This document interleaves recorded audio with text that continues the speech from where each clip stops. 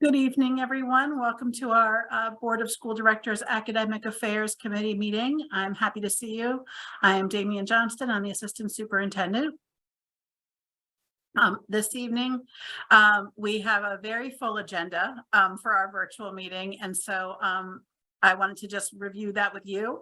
We have a proposal for the consideration of this committee about expanding our music program, so we'd like to share that with you this evening.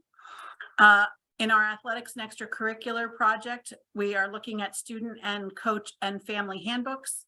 We're going to talk about that. We have some informational updates for you, and then certainly we'll leave time for public comment should there be any at the conclusion of our business items. Any questions before we get started? All right, Dr. Yannicone, I'm going to turn it over to you. Are you fine with me advancing the slides for you?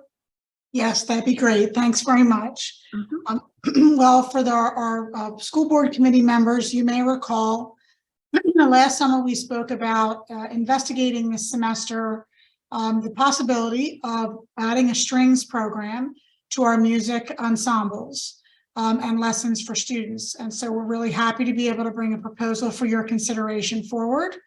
You can go to the next slide.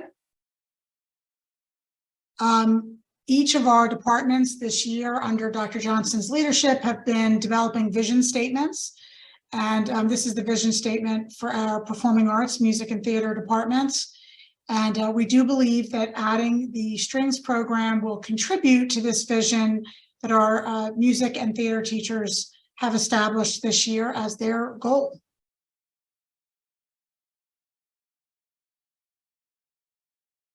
I know many of you already know this, but I'll just highlight there are many benefits. If you can just go back 2 slides. Thank you.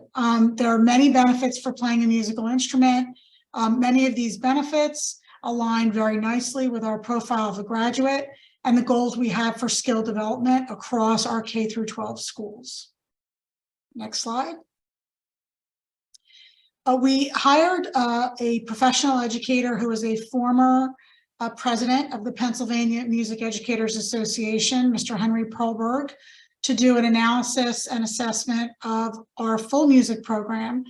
These are some of the highlights that he identified, and we certainly agreed that these are some of the highlights of our music program. We do feel we have a very robust, rich program, in particular in choral music and in instrumental music, specifically in jazz and symphonic band.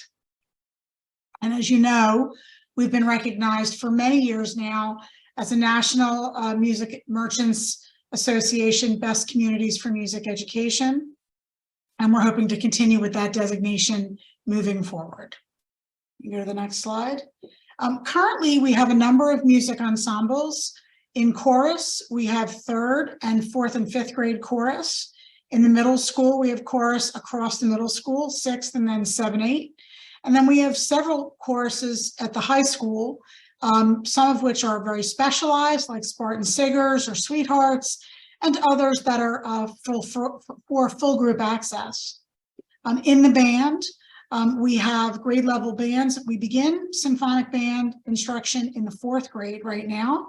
And so at Erdenheim, we have 4th and 5th grade band. In the middle school, we have both our grade level bands and a jazz band. And then at the high school, we have several bands as well, the pep band, concert band, and jazz bands.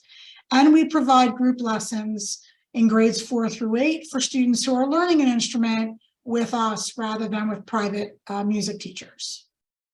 Next slide. We have spoken about this as a team. We really do believe that there is room for us to grow. There's a lot of strong evidence that Springfield Township would support string instrument instruction. There are many families whose children already play string instruments outside of school.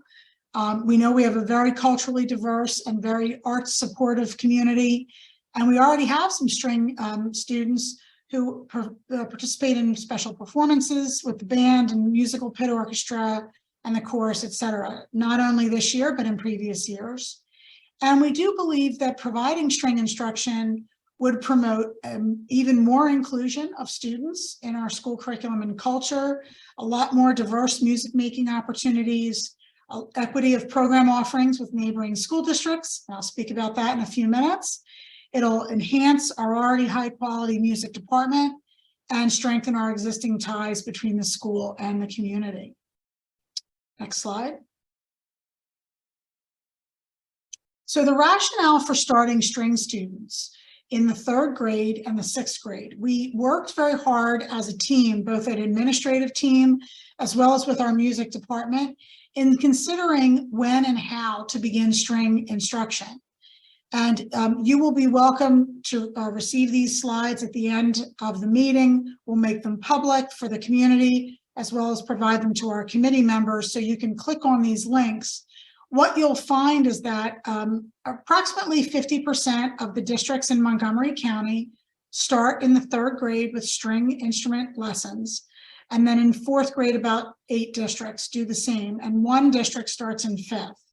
What you'll see there is that's 18 of the 21 districts currently have a strings program in Montgomery County. We are one of 3 districts who do not. We did have one at one time in the 1970s, but it appeared late in the 70s that we discontinued that program. And so we're excited to bring it back. For the initial 3 years of the string instrument program, our thinking is that we would have a strong push at Erdenheim beginning in the 3rd grade. And then we would also provide opportunity beginning in the 6th grade next year to give some of our older students an opportunity to start a string instrument. And all of this, of course, is based on availability and interest in the community. And we do intend to survey the community, provided the committee provides support for us continuing to move forward. We also took a look at string instrument programs in Bucks, Chester, and Delaware counties. Nearly every district in Bucks and Chester counties have string programs beginning at the elementary school level. Delaware County, it is about 2/3 of the school districts. And there's roughly a split between starting in 3rd or 4th grade. Next slide.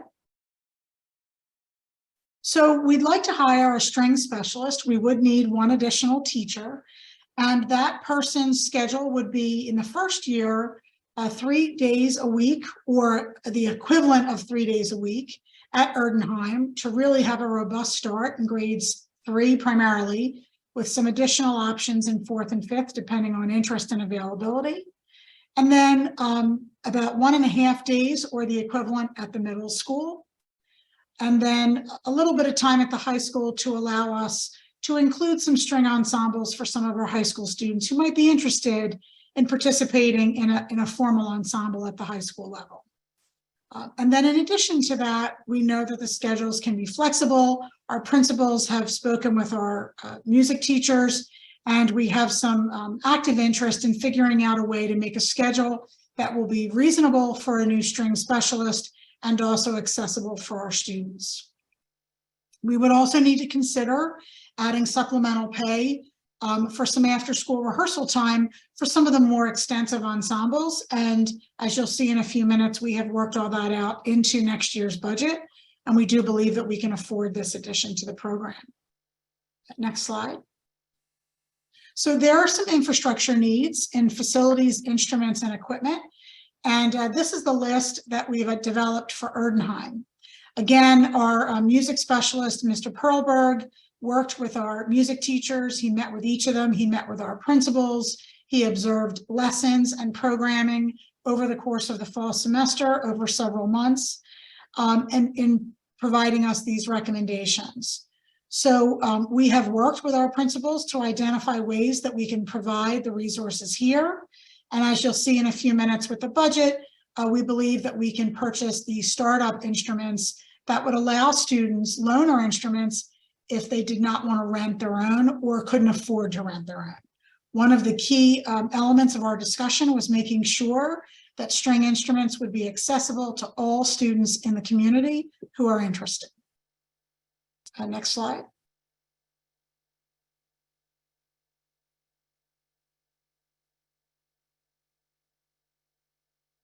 Thank you. So the middle school has similar needs. We are also interested, as we move forward to the last item on today's agenda, in looking at a permanent space for performance that we think we can achieve down the road. But in the short term, we are looking at existing classroom space, including the Audion, as well as additional instruments that would be purchased at the middle level, because as you may know, students, because they're growing between elementary and middle school, we would need some varied sizes of instruments to be able to fit students physically. Next slide. At the high school, we have minimal infrastructure needs. We really do feel that in the first 3 years, we can accommodate given what we already have. And our high school team feels similarly that they can work with the program in the current spaces and with the current resources. We would purchase some instruments at the high school level, but we actually have some instruments available already. Next slide. And so these are the budget considerations. So in addition to the single teacher, who would be the string teacher for the district, we would need to invest in the purchase of some school-owned instruments, equipment, accessories, sheet music, and some student fees for membership in some state and national ensembles. And as you can see, these are the annual costs over the next 5 years. We do believe by the end of the 5th year, we would have all of the equipment and instruments that we need. And I have worked with Ms. Green to develop a detailed budget spreadsheet. Mr. Polberg has reviewed that with our music teachers and principals. And again, we do believe that we can roll this into our existing district budget in order to be able to provide these opportunities for our students. Next slide. So this is our action plan that we're asking your approval for. We've held meetings at this point with the school district administration, with the music department members, and now with the academic affairs committee. We'd like to, with your approval, finalize a budget for staffing for new instruments and equipment and facilities. And then we'd like to present a formal plan to the full board of school directors at an upcoming board meeting. And then with the board's approval, share details of the instrument program with the community. So at that point, we would survey our current 2nd grade parents first to determine the degree of interest in students starting a string instrument in the 3rd grade, which would help Dr. McLaurin to develop a reasonable schedule for lessons, considering all of the other factors that go into the building of that Erdenheim schedule. And then we would also survey our parents in grades 4 through 8 with the idea that we would have a sense of what would the interest be if we were able to expand beyond the 3rd grade. And then we would also concurrently post a position and review applications and interview to bring a recommendation forward to the board for a hire later this spring, so that we would have a new string specialist on board for the start of the new school year in the fall. Next slide. So actually we can go back. Sorry about that. And so I'm happy to answer any questions you have and take any feedback. We've been talking about this for over a year. We're very excited to be in a position to be able to bring this forward to you. And I'm happy to answer any questions. I do. I have a bunch of questions because Okay. I'm just comparing this to the band program because Karina was active in that. So in my head, I'm thinking like, how is this going to roll out compared to that? So one question that I have, when do they do recorders? Is that 2nd grade?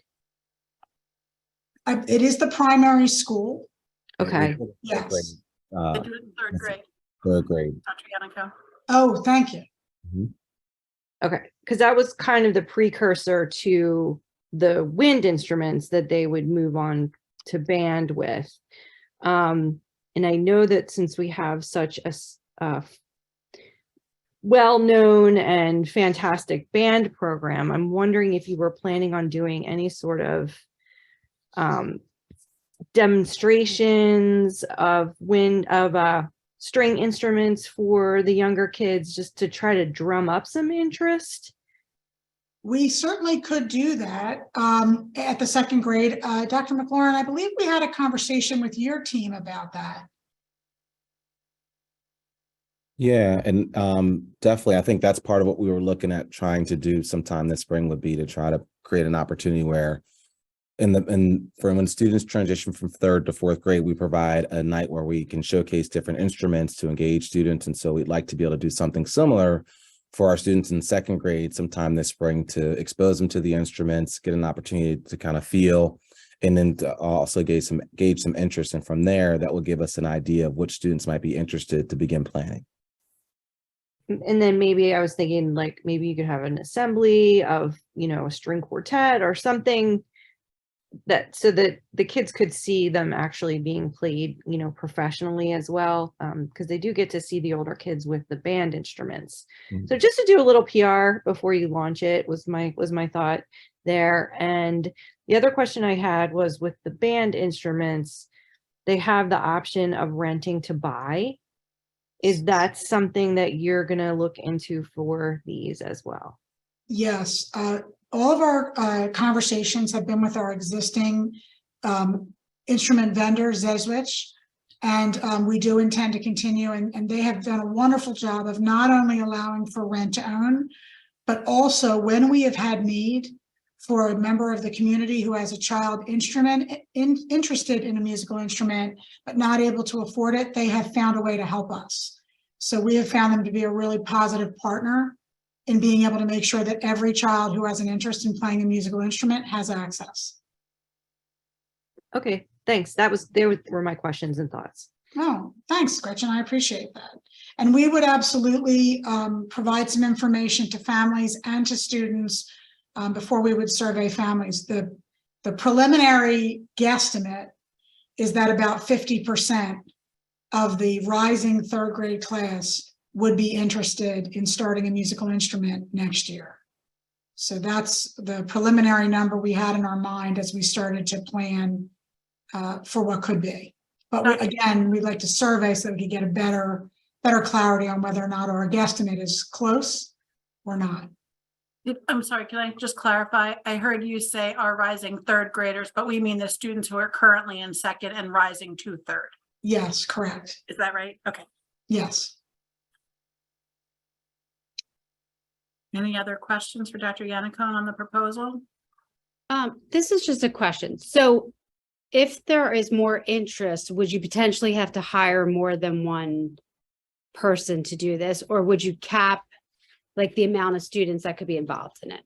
It's a good question. So our budget right now calls for one staff person only in the first 2 to 3 years. And so our goal would be to concentrate on the 3rd grade, which we do think we can serve with one staff person. And if we really had overwhelming interest, we would focus on, again, 3rd and 6th. And we might be able to have students involved in before or after school ensembles, but not necessarily have pull-out lessons in the other grades in the first few years. And we're doing that because we would like to also, in building the program, we want to do it well. And so we feel like scaling up is the better move. We have considered and talked about what it would take to add a 2nd strings instructor so that we'd have an elementary and a secondary, perhaps 2 to 3 years down the road. But that is all dependent upon retention rates. Across the counties, the 4 counties that we reviewed, generally what you find is if you start string instrumentation in the 3rd grade and then you add symphonic band instruments in the 4th grade, about 50% of your string instrument players shift to band instruments. And then you gradually see a refining of those numbers to a standard number that is really manageable at the secondary level, because students do start to refine. And then, as you know, when students get into 7th and 8th grade, there are many other activities that might take their time. And so a student who maybe was in the band for 4th through 6th grade shifts out of band or reduces their commitment because they add athletics or extracurricular activities or community activities. So based on what we know about regional rates of retention, we feel like at most we would have 2 staff members down the road. I had another question now, though. Sure. What is long-term to maybe just to have a full orchestra by high school level, or we're just setting up for having a separate program for strings, see how it goes, and then bringing everything together?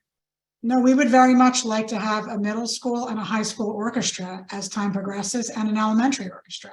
Okay, My hope is that next winter, as Dr. McLaurin and I discussed, the winter concert might go about 15 minutes longer to allow for some first-time third graders to provide us a little bit of a choral concert, and that each year we would add another level of orchestra.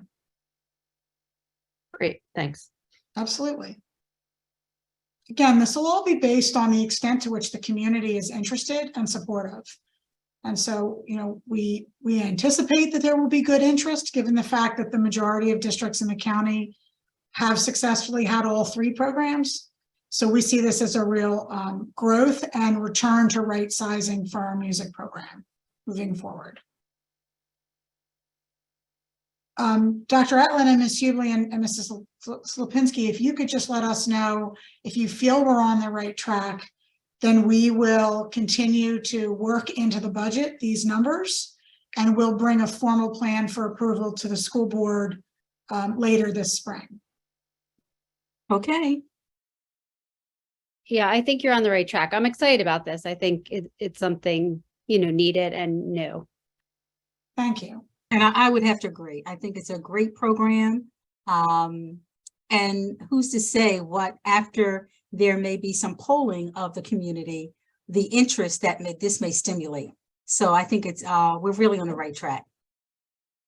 I agree as well. I'm excited, and I feel like we're setting it up for success. So I'm really hoping that it does pick up steam, and it is something really great that we can add. Thank you all. We're optimistic that we're moving in the right direction. Absolutely. Keep growing and right, expanding opportunities for students. That's what it's all about. Dr. Yannicone, just as an FYI, Miss Green is also here. She's just in by phone, and so we're having couple of technical difficulties, but she is listening. She's just not able to comment at this time, but she is here. Thank you very much, Ms. Green. You know, drive safely, and if you have any questions, after the meeting, as typical, Dr. Johnson will send you all slides. If you review those slides and you have any questions, don't hesitate to ask. Okay. All right, we can move on. Awesome. Thank you. All right, moving right along to more exciting new business and presentations. This evening, we wanted to bring to you a recommendation around and an update around athletics and extracurricular activities. Mr. Ferraro, you are on, my friend. Hi, thank you, Dr. J. Again, I'm Joe Ferraro. I'm the athletic director here at the high school. So what I want to talk to everyone about today are two handbooks that I had started developing, you know, as I first became an athletic administrator. So one thing that I did when I became the athletic director here is I joined two professional organizations, the NIAAA, which is the National Interscholastic Athletic Administrators Association, and PASADA, which is the State Athletic Directors Association. As I attended professional development coursework, you know, I realized that Springfield was a little bit behind the curve in terms of having a coach's handbook and having a student athlete handbook. So once I identified I started putting pen to paper and trying to formulate something to give us some clear and consistent expectations across the board, both for our coaching staff and for our student athletes. So as I started putting these documents together, I worked with the NIAAA and PASADA on creating some things that were consistent and aligned with their expectations and aligned with the Pennsylvania, with the PIAA's expectations.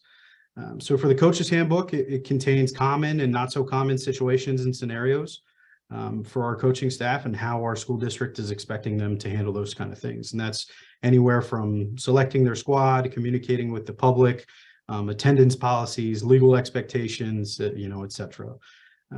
The coach's handbook is fairly thorough. It's a long document that, you know, the intent is to have all of our coaching staff have as a resource guide. So the expectation isn't necessarily to have it memorized from cover to cover, every word, but it is there for them to use as a resource if they need to check on something, you know, when to schedule a van rather than a bus, how to handle overnight trips, et cetera.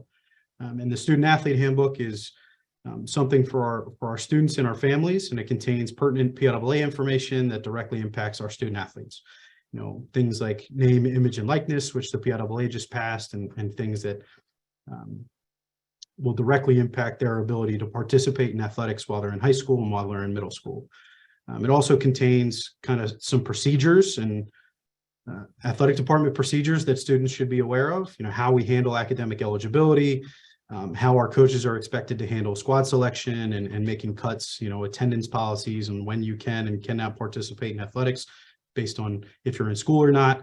It also outlines a code of conduct that's specific to our student athletes, which is something that we don't currently have right now.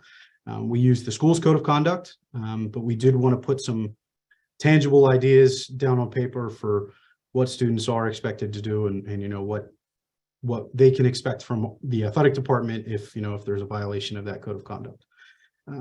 So I want to talk about how we put those things together. Again, I worked with the NIAAA, with the Pennsylvania State Athletic Directors Association. I worked with the PIAA, as well as I solicited input from our coaching staff, our student athletes, our community, and other school administrators, as well as I reached out to other local school districts that have similar documents in place and what was working for them and what wasn't working for them. I presented both of those documents to Dr. Rittenhouse and Dr. Yannicone fairly recently, as well as I got feedback from our school district solicitor, both of which have been approved on that end. And our hope is to put these things in front of the Board of School Directors for approval and roll out for the 23-24 school year. So that's kind of my nitty gritty, nice and concise. I can certainly answer questions. I don't want to go through both of the books page by page because, like I said, they are pretty long. They're linked here for you to view at your leisure. But I'll certainly answer any questions if you have something. Dr. Yannicone, would you like to add anything? Yeah, I just want to, first of all, thank Mr. Ferraro and Mrs. Brady. I know they both responded well when, we've been talking about this for several years now, Mr. Ferraro and I, and he really has taken the lead on it.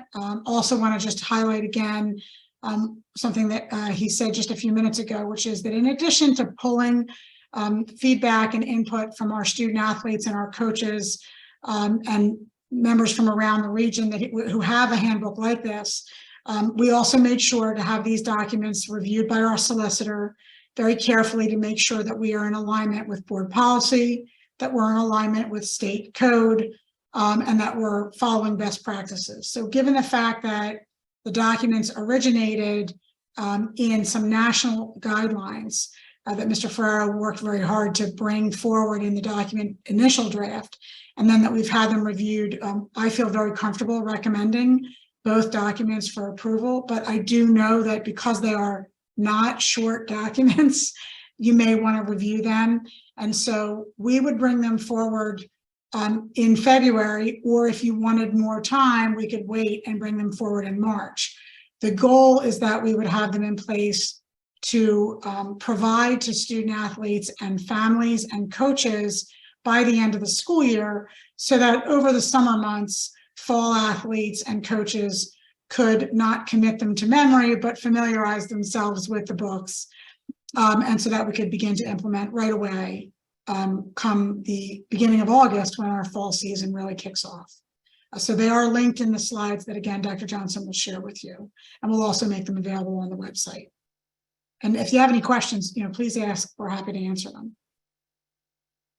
I don't have a question, but I just wanted to say I love the idea that now, like, everybody's going to be on the same page of knowing what the expectation is. And so I think this is a great idea. I mean, obviously, I will look through it more carefully. I guess my one question, and I know you said this, Mr. Farrar, that you can't really be guaranteed that people have looked through it and read it, but I guess I would hope there would be some type of accountability to try to encourage that.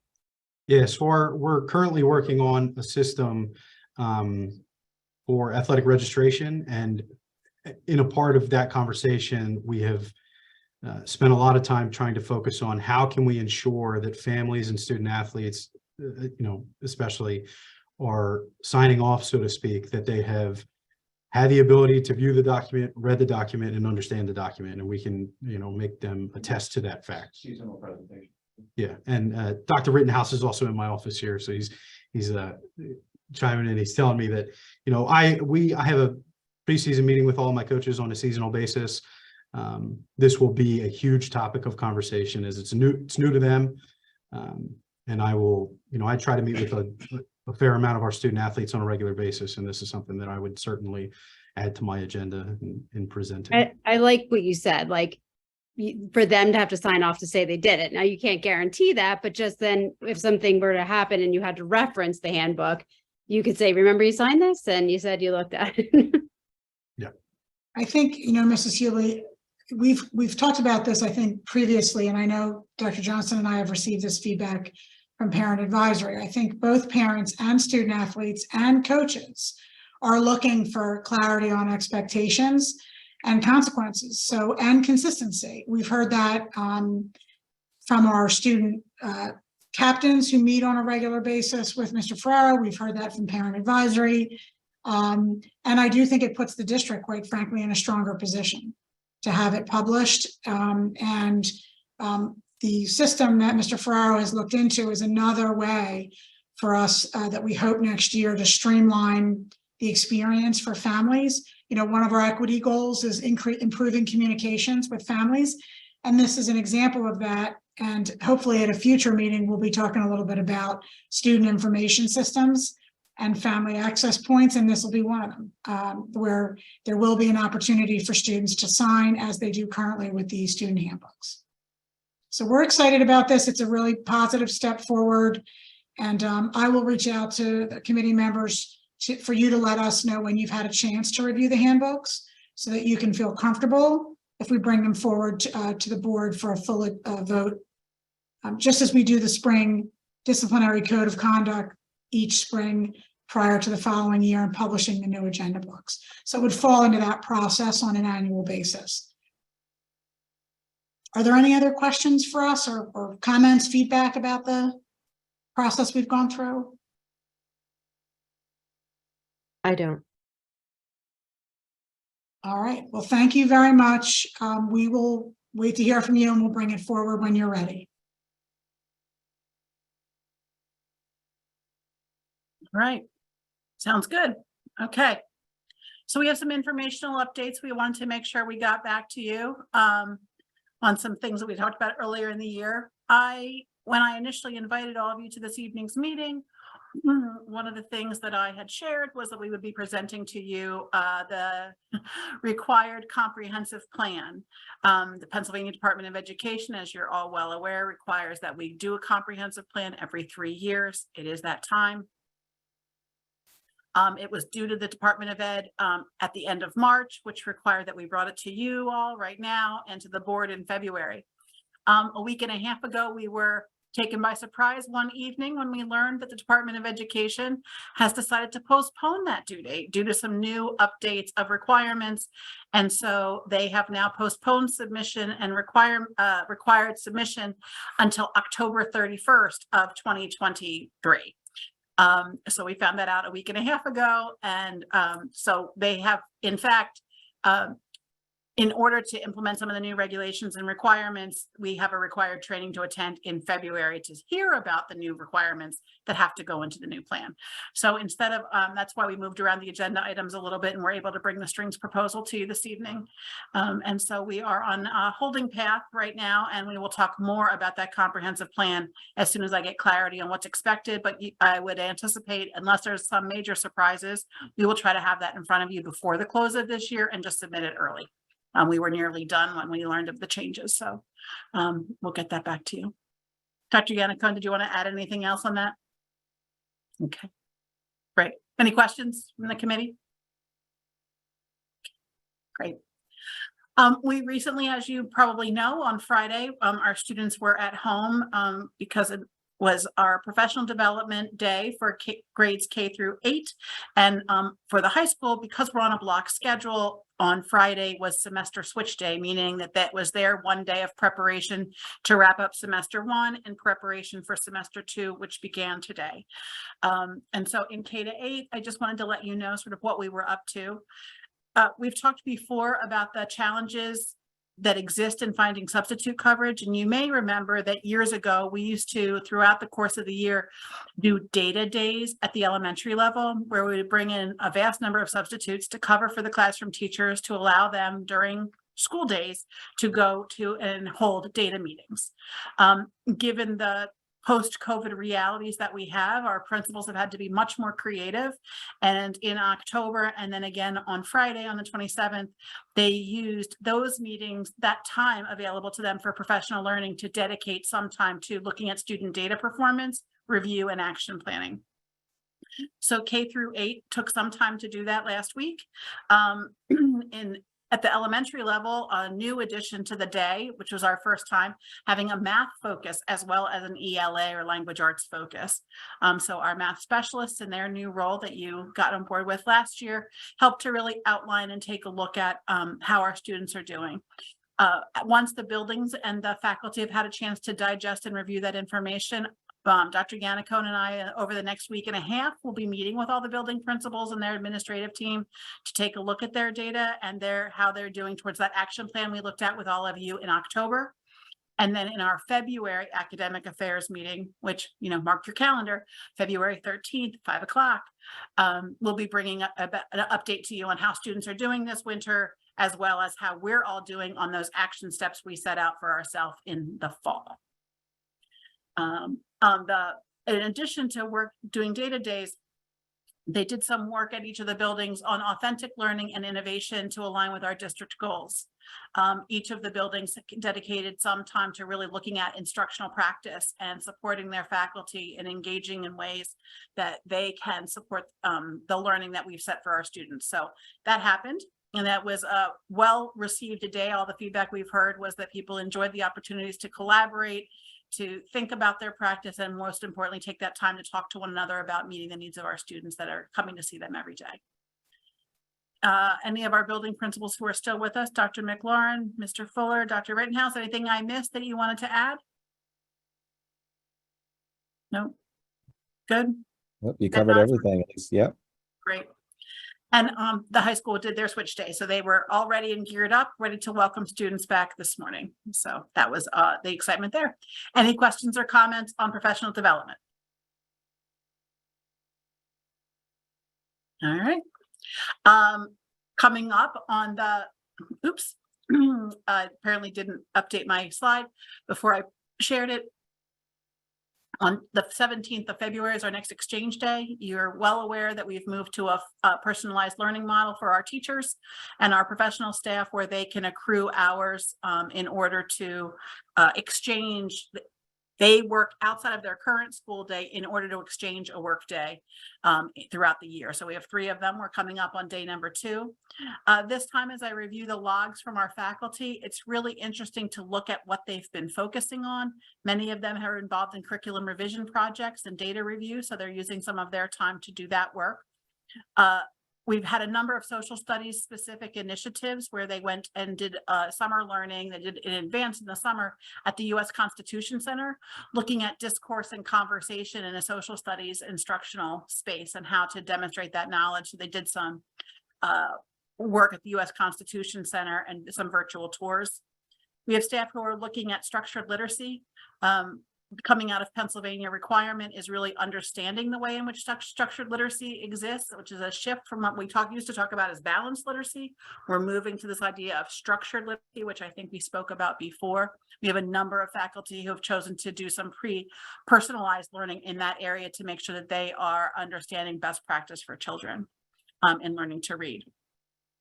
And then we have other folks who have done things like visible learning, which is making sure that we're really focused on what are the students getting from that experience and how intentional are we in setting expectations and learning outcomes with them so that they're well aware. We have some teachers who focused on burnout and teacher wellness and finding coping strategies to enhance their own personal experience in the classroom. So far of the forms I've gotten to review, and I'm probably about halfway through, at least 50% of the folks are reading professional books and engaging in book study conversations with some of their colleagues. Many of them are doing their projects and their personalized learning with at least one more person. So it's really nice to see them finding ways to make sense out of professional learning with one another. So we're feeling good about that, and that continues to move right along, a very popular addition for our faculty and their professional learning. Any questions or comments? I'll fix my slide later when we're done. I don't know where it went. All right. That brings us to the most exciting update I have for you. And our guest presenter for this part of the presentation is my good friend, Mr. Zach Fuller, our middle school principal. Mr. Fuller. Hi, everybody. You're going to have to bear with me because for some reason I'm not seeing a cursor on my screen. So everything I'm doing by touch screen. I'm going to have to ask Dr. Johnston to advance the slides for me. Can you confirm that you're seeing the appropriate slideshow in front of you? I am seeing the appropriate slideshow in front of me. Sometimes when I'm Yes. sharing my screen, new slideshows don't come up. So I just want to Nope. make sure you have what you needed. Okay. I I'm can good. see it. Yep, it's great. So those of you who have been to the middle school recently will see that we've made a lot of cosmetic updates to the middle school, thanks to Dr. Yannicone and the board and the branding update. It's pretty exciting to walk through our hallways and see the new paint job and some of the new digital signage and some of what we've done to make the middle school feel a little more branded and a little bit more occupied by students and our brand at Springfield. But the middle school is old and in need of some updates, facilities updates that are a little bit more extensive. And that's sort of been something that's been on my radar since I got there. It kind of started with a conversation about dedicated performance space. We have that gymatorium. And so we've been sort of talking through, you know, what sort of facilities projects, if any, would be appropriate to the middle school. It's really important to me that we decide what kind of school we want to be before we start laying brick and mortar at the middle school. And so we've had those conversations with Dr. Yannicone and Dr. Johnston, Ms. Green, just from an administrative level to think about, you know, where would we be going with any possible facilities projects? And then we expanded those conversations to our faculty, our leadership team, and even our students. So I'm excited to bring this to you today. The first slide actually belongs to Dr. Yannicone. So Dr. Yannicone. Thanks, Mr. Fuller. First of all, I wanted to make sure to remind everyone about our district vision with regard to the middle school. We want to make sure that we are a future-ready middle school. So we're looking at enhanced flexibility of spaces because, as you know, education continues to advance and change. We want to make sure that we can accommodate existing, growing, and even unanticipated programs that may come in the future. We also want to make sure that we are utilizing universal design in the facility. We've been working across the district at reflecting on the extent to which our buildings are physically accessible for all.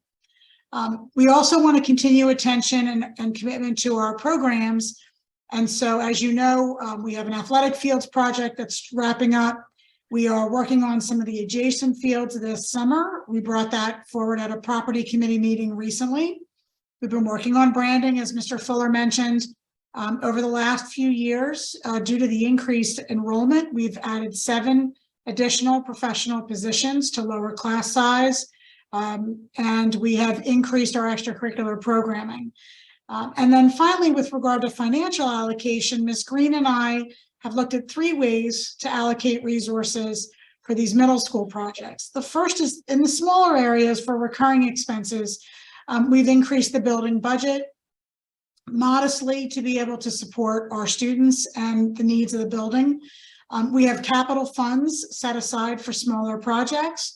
And then we will be having a finance committee meeting in several weeks on February 16th, where we'll speak a little bit about the potential for a multi-year bond for larger renovations and in addition to the middle school structure. Go to the next slide. I did want you to know before turning things back over to Mr. Fuller that Ms. Green has reviewed our borrowing capacity with our financial advisors. And again, that'll be a subject of review and conversation on February 16th at Finance. We've looked at the facility needs, the capacity to make additional renovation and any potential costs with Mr. Thorne. We have reviewed educational goals with Dr. Johnson and Mr. Fuller, and that's really the focus tonight. We have elicited feedback from our middle school leadership team. These are teachers and counselors, as well as our student advisory team. Mr. Fuller and I presented to our student group to get feedback from them earlier this month. And we've had a series of site visits. We visited Cedarbrook Middle School in Cheltenham, where there is an addition to a middle school. We have Sandy Run and Black Rock in Upper Dublin and Lower Marion, respectively, which are brand new middle schools that opened in September.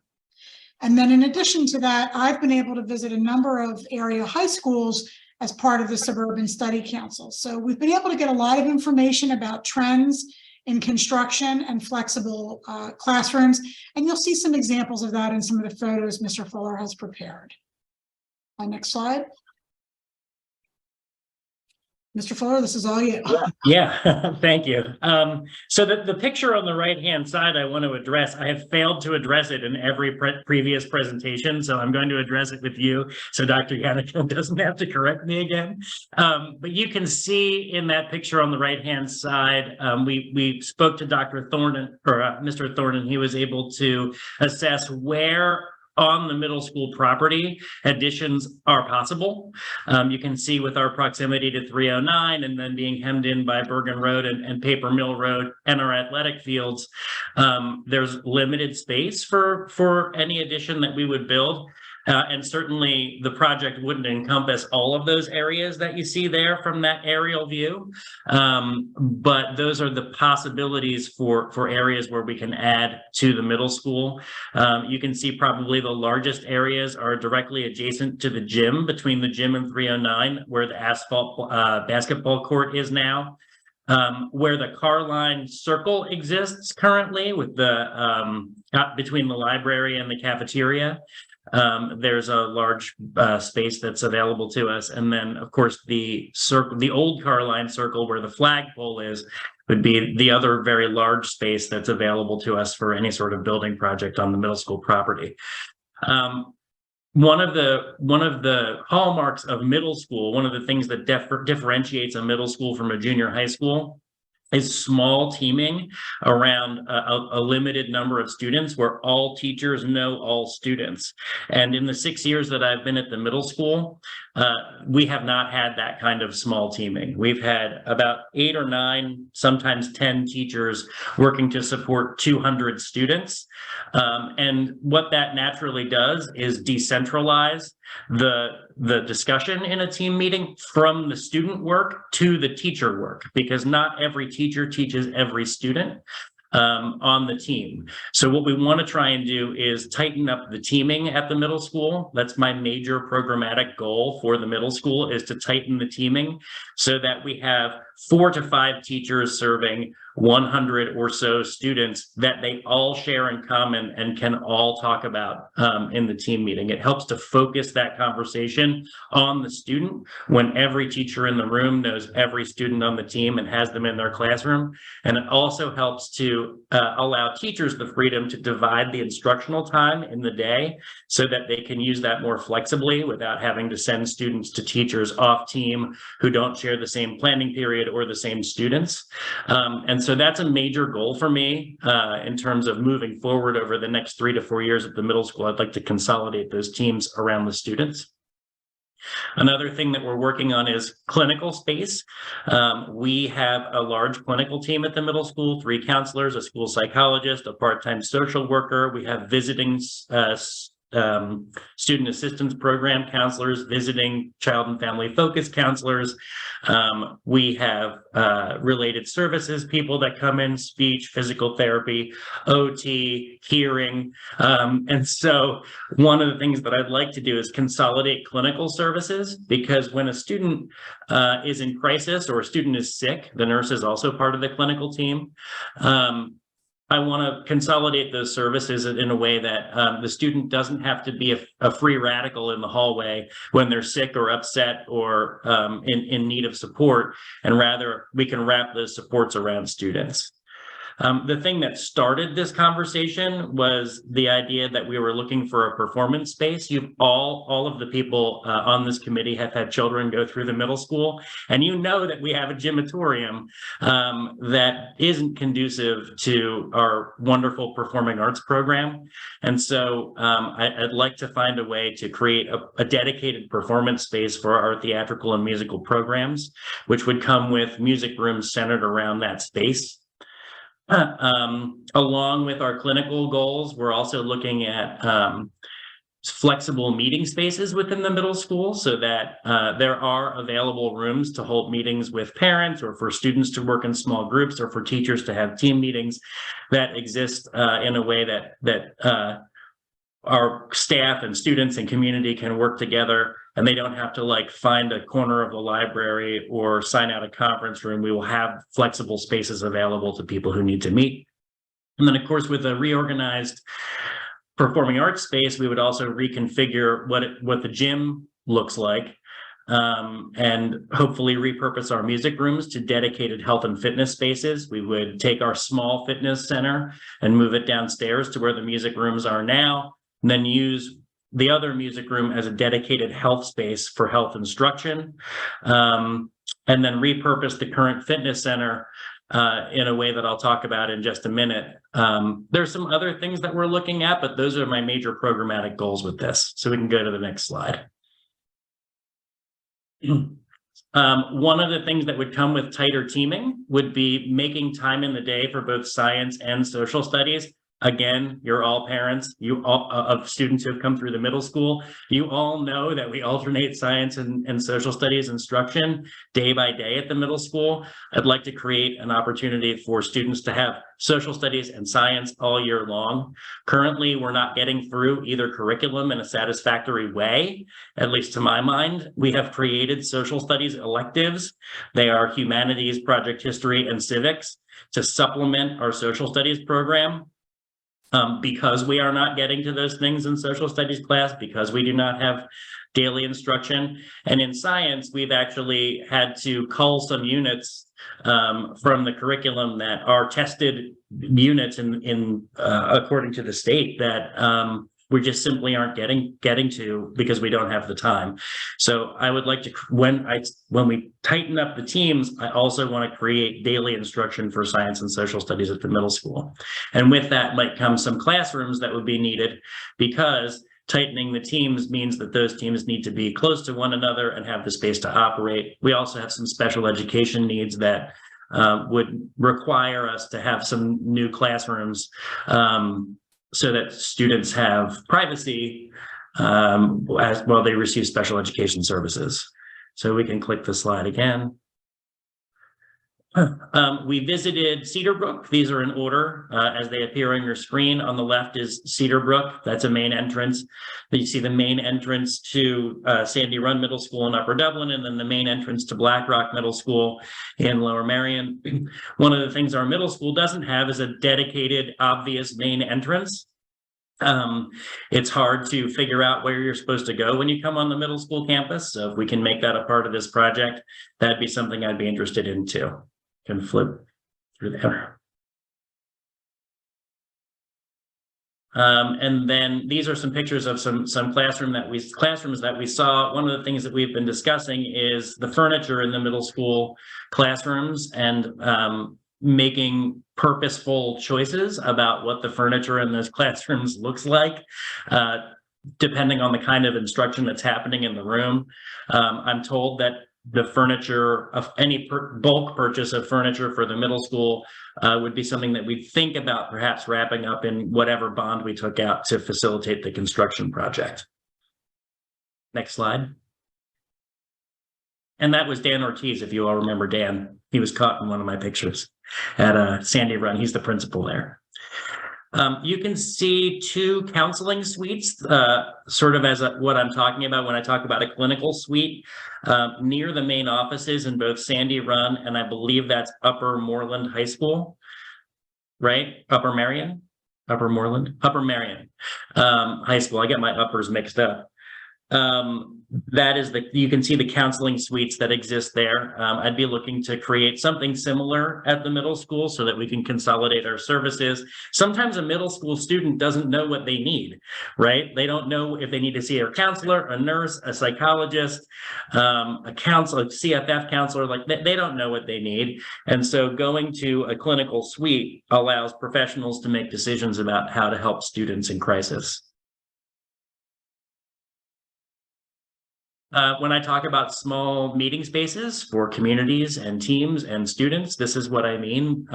We're looking at different meeting spaces that we saw in these different middle schools that we visited.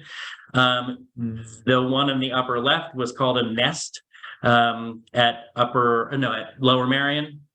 At Black Rock, and that was just a meeting space that was created for whatever purpose it was needed for. Same with the lower left, that's Cheltenham.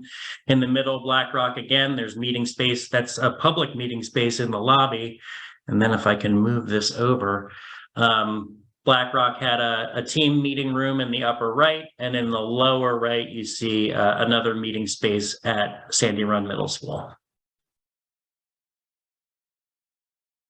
One of the things I really want to think about is a performance space. As you know, these are pictures of performance spaces and presentation spaces at all three places.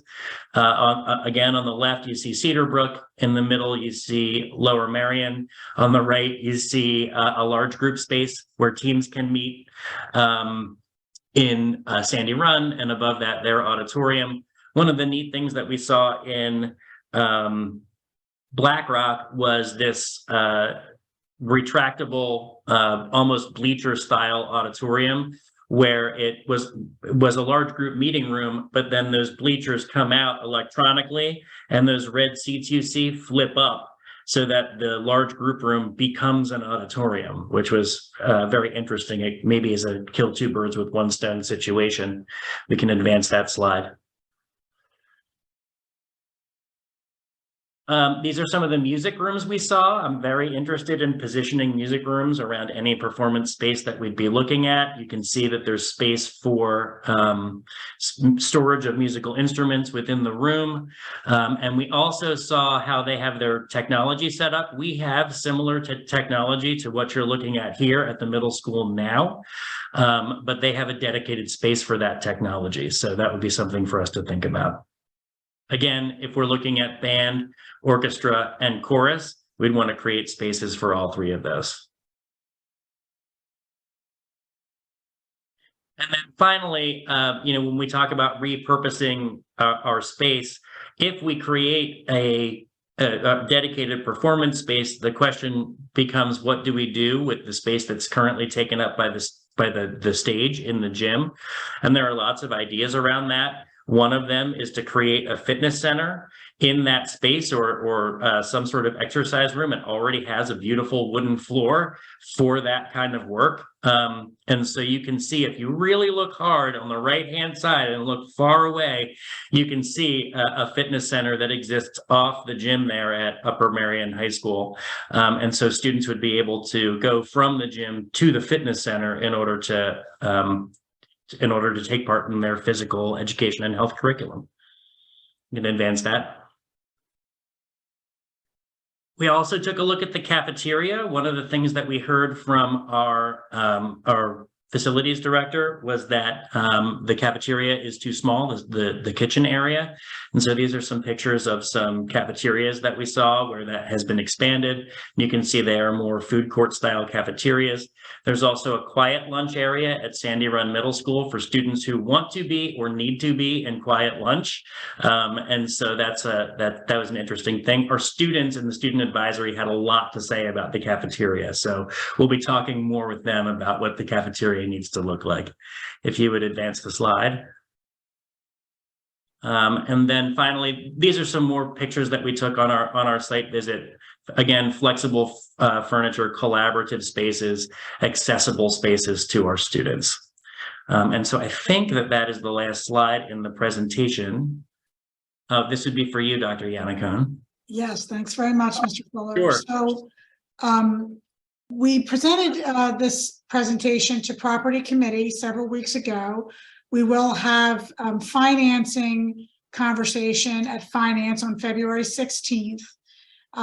Our Property Committee did approve us moving out to design request for proposal, so we are in that process now. We intend, once we have request for proposal and we've identified whether or not the board would like to go forward based on financing plans, we would then hold parent, staff, and student informational sessions this summer and fall.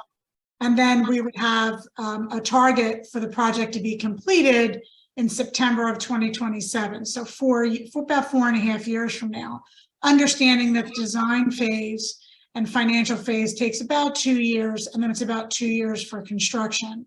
So as we shared with our high school faculty when we were speaking with them to get some feedback, this is not a quick process, but as you know, we took our time with Enfield Elementary School, and we have a beautiful building as a result. Students are really enjoying that learning space. We want to do the same thing here. So our primary purpose in bringing this presentation forward to you is to share over, our focus on the academic plan. What are the educational reasons for wanting to move forward with a renovation and addition? We've shared the facilities components previously at property, and again, we'll share the finance components in a few weeks. So happy to take any questions or any concerns you might have before we move forward with the finance meeting in a few weeks. My question is, since we have not had a meeting with the finance meeting, are we ready to present this to the community as such? We are not yet. Okay. We want to have the finance meeting first. Sure, that's what I figured.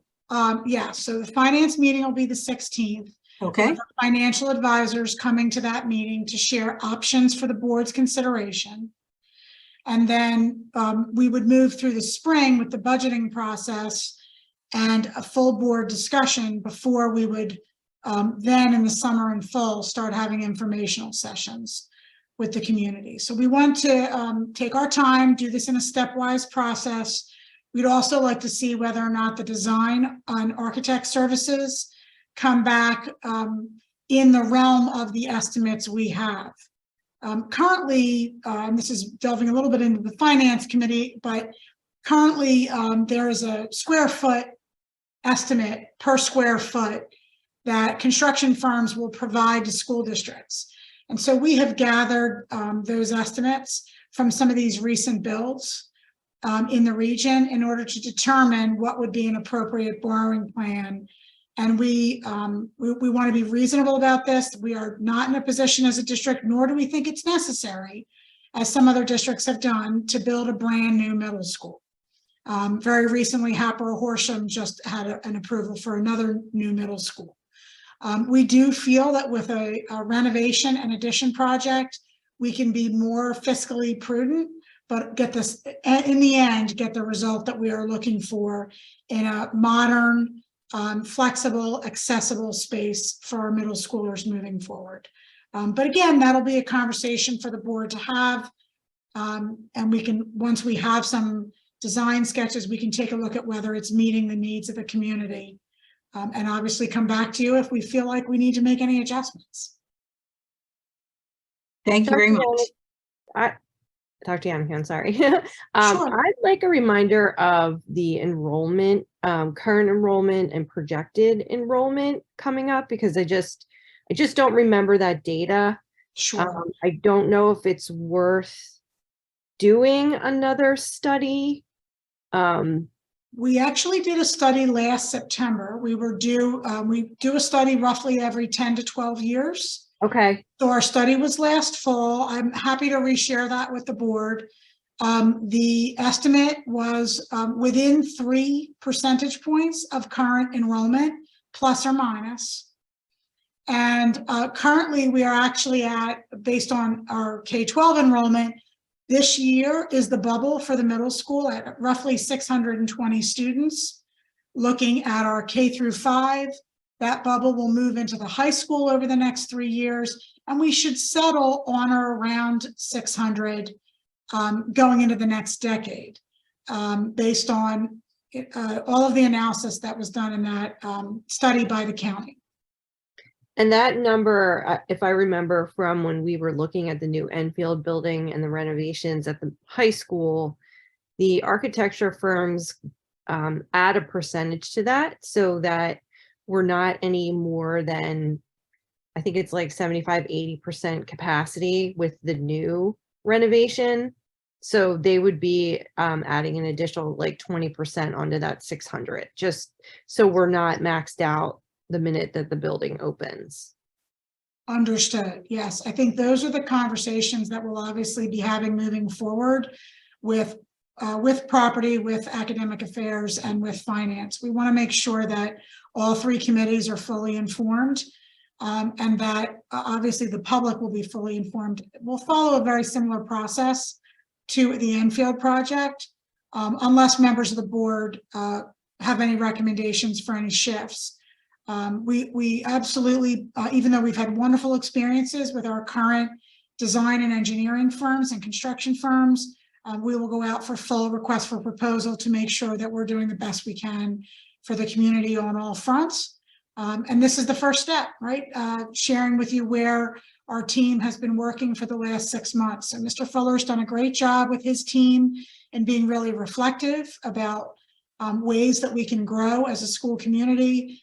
Thus far, we have received some input from our middle school staff, as well as from student representatives and our administrative team as a whole. And obviously the tours were very helpful. And Mr. Needleman, as a member of the property committee, did join us on most of those tours to be able to also provide some board input. Great, thanks. Of course. Dr. Johnson, we'll bring it back to you before public comment. Thanks. I appreciate everyone's engagement. I know we had a lot of content for you this evening, but we thought it was important that we got you thinking about some of the hopes and dreams we have for this year and moving forward as we continue to re-envision our post-pandemic lives in our school district, that we're really focused on building the schools that I think we all agree we want for our children. We are scheduled to meet again on February 13th. At that time, right now, I anticipate 2 agenda items at least, but you know I'd love to add more. So as of today, we're going to talk about data analysis and a winter update. And then the high school administrative team will be here to talk with you about their new curriculum and course guide. And some of the new courses they're proposing for next year before that goes out. Are there any questions from the committee for any of us on any of the subjects we discussed this evening? Okay, with that, I would like to open it to Dr. Etlin, if you're okay, to public comment on our meeting this evening. Absolutely. Please proceed. Okay.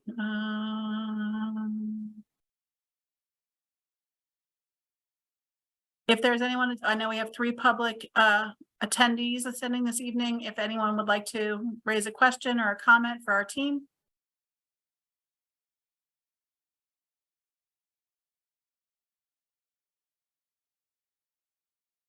Mr. Wexler, do you see any hands raised? I do not, Dr. Johnson. Dr. Etlin, doesn't appear we have any public comment. Is there anything else you'd like to say to the group before we conclude this evening? No, Yeah, just a very, very good and comprehensive meeting with a lot of wonderful plans on the horizon for the better good of our students. So I want to thank everyone who was involved in making these ideas and bringing them forward to us. So thank you all. Dr. Yannick? Johnson, I just wanted to make sure that our student representative knows if you have any questions or comments or feedback, you can do so by email, or you are welcome to unmute and speak up at this time or anytime during these meetings. I want to make sure the public knows we have a student representative who we have added to our academic affairs committee this year in our expanding student voice. So Isha, feel free to jump in if there's anything you want to share with us. Hi, yeah, thank you. There's nothing right now, but I do plan on reaching out to you guys maybe in the next week or so. Great. We look forward to it, Isha. Thank you for being here this evening. And with that, Dr. Etlin, unless you have any concerns, it appears that we are done our business for this evening. I would have to agree. And thank you so much again. All right. Thank you, everyone. Have a great evening. Appreciate you being here. Have a good evening. Thank you. Thank you. Have a good one.